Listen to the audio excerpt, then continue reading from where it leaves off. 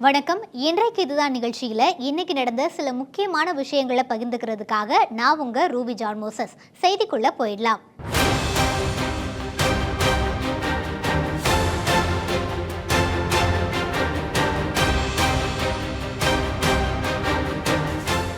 திராவிட model ஆட்சி 2.0விலும் மகளிர் உரிமை தொகை தொடரும் அப்படின்னு முதலமைச்சர் மு.க. ஸ்டாலின் திட்டவட்டமா தெரிவிச்சிருக்காரு.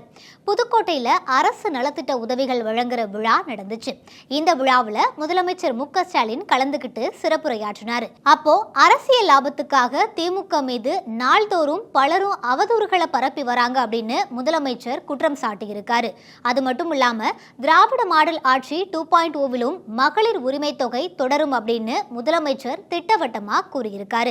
இந்த நிகழ்ச்சிக்கு அப்புறமா செய்தியாளர்களை சந்திச்சு பேசின முதலமைச்சர் 2026 சட்டமன்ற தேர்தலில் எத்தனை முனை போட்டி நிலவினாலும் திமுக கண்டிப்பா வெற்றி பெற்று ஆட்சி அமைக்கும் அப்படின்னு சொல்லியிருக்காரு. எதிர்க்கட்சிகளை நாங்க பலமாகவோ பலவீனமாகவோ பார்க்கவே இல்லை அப்படின்னு அவரு கூறியிருக்காரு. நான் தெளிவா சொல்றேன், எங்க அண்ணன் ஸ்டாலின் கொடுக்கிற மாதாந்திர சீர்னு என்னுடைய சகோதரிகள் சொல்றாங்களே, இது உதவி தொகை அல்ல, உரிமை தொகை. இந்த தொகையை கொடுக்க ஆரம்பிக்கும் போது என்கிட்ட கேட்டாங்க, யாருக்கு இந்த 1000 ரூபாய் கிடைக்கும்னு கேட்டாங்க. சட்டமன்றத்தில் கேட்டாங்க. நான் சொன்னேன், யாருக்கெல்லாம் 1000 ரூபாய் தேவையோ அவங்களுக்கெல்லாம் கிடைக்கும். இப்பவும் சொல்றேன், தகுதியுள்ள எல்லோருக்கும் நிச்சயம் கிடைக்கும். நான் உறுதியோடு சொல்றேன், தமிழ்நாட்டு மகளிர் முன்னேறி வருவதற்கு துணையா இருக்கக்கூடிய இந்த கலைஞர் மகளிர் உரிமை தொகை தமிழ்நாட்டினுடைய வளர்ச்சியின் அடுத்த கட்ட பாய்ச்சலுக்கு அடித்தளமாக இருக்கிறப்ப நம்ம திராவிட மாடல் 2.0 அரசியலையும் நிச்சயம் தொடரும். இதை தொடர்ந்து திருச்சிக்கு சென்ற முதலமைச்சர் முதியோர் பராமரிப்புக்கான அன்புச்சோலை அப்படிங்கிற திட்டத்தை தொடங்கி வச்சிருக்காரு. பகல் நேரங்களில் மட்டுமே செயல்படக்கூடிய இந்த அன்புச்சோலை மையங்கள்ல முதியவர்களுக்கு சிற்றுண்டியும் மதிய உணவும் வழங்கப்படும் அப்படின்னு அறிவிக்கப்பட்டிருக்கு. இந்த அன்புச்சோலை திட்டத்தை தொடங்கி வைத்த முதலமைச்சர் அங்க இருந்த முதியவர்களோட கேரம் விளையாடி மகிழ்ந்தாரு.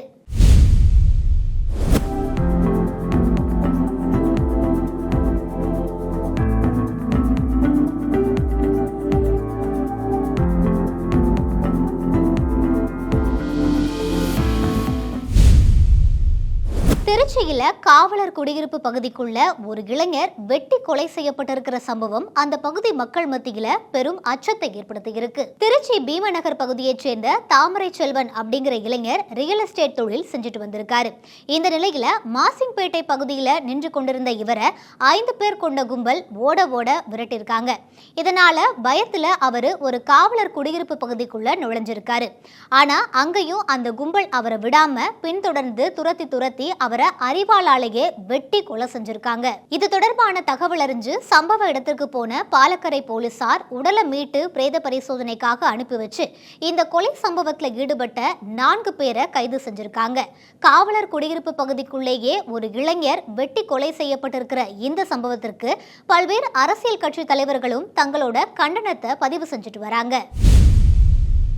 சென்னையில பெண் தூய்மை பணியாளர் கிட்ட அத்துமீறல்ல ஈடுபட்ட இளைஞரை அந்த பெண் தூய்மை பணியாளர் துடைப்பத்தை கொண்டு அடிக்கிற சிசிடிவி காட்சி வெளியாகி பரபரப்பை ஏற்படுத்தி இருக்கு.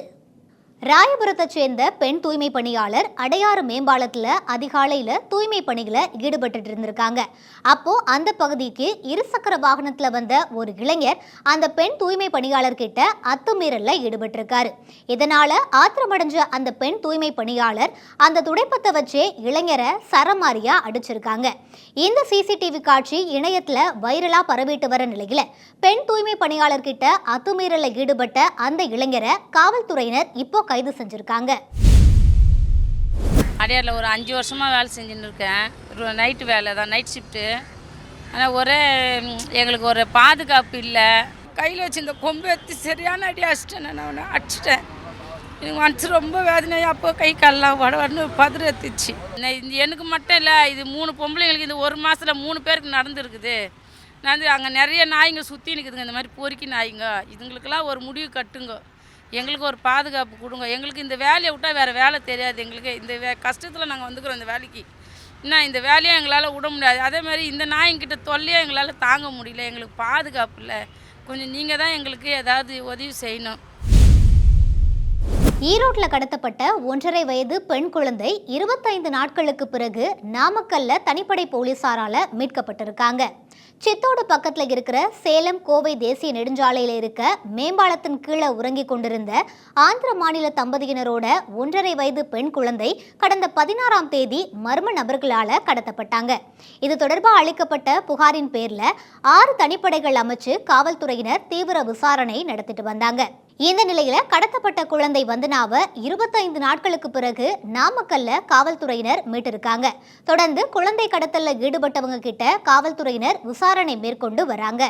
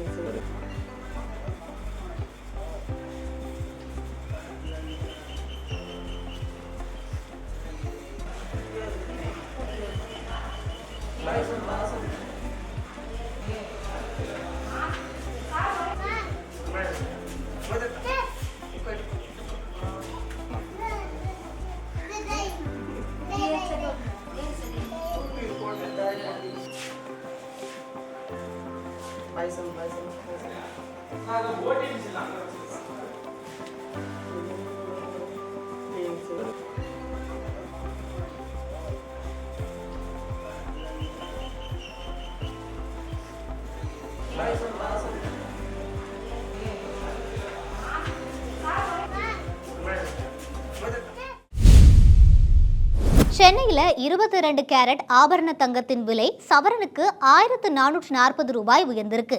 இதனால நகை பிரியர்கள் அதிர்ச்சி அடைஞ்சிருக்காங்க. நவம்பர் 10ஆம் தேதி காலை நிலவரப்படி தங்கம் விலை சவரனுக்கு 880 ரூபாயும் மாலை நிலவரப்படி 520 ரூபாயும் உயர்ந்திருக்கு.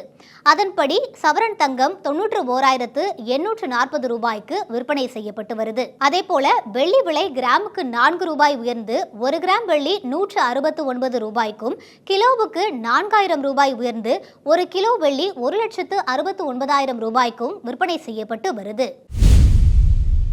இன்றைக்கு இதுதான் நிகழ்ச்சியில இன்னைக்கு நடந்த சில முக்கியமான விஷயங்களை பார்த்தோம். இதே போல மற்றும் ஒரு நிகழ்ச்சியில உங்களை சந்திக்கிற வரை உங்களிடமிருந்து விடைபெறுவது நான் உங்கள் ரூபி ஜான் மோசஸ்.